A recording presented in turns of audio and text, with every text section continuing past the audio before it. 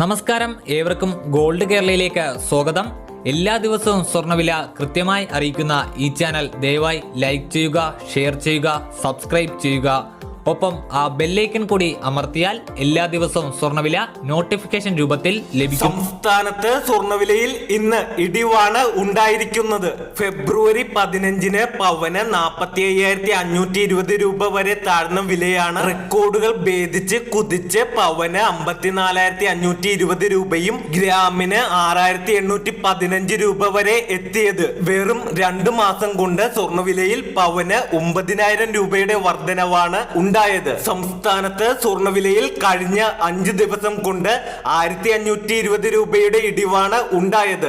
സംസ്ഥാനത്ത് സ്വർണ്ണവിലയിൽ ഇന്ന് ഇടിവാണ് ഉണ്ടായിരിക്കുന്നത്. 1 പവൻ സ്വർണത്തിന് 280 രൂപ കുറഞ്ഞ് 53,000 രൂപയും 1 ഗ്രാം സ്വർണത്തിന് 6,625 രൂപയുമാണ് ഇന്നത്തെ വില.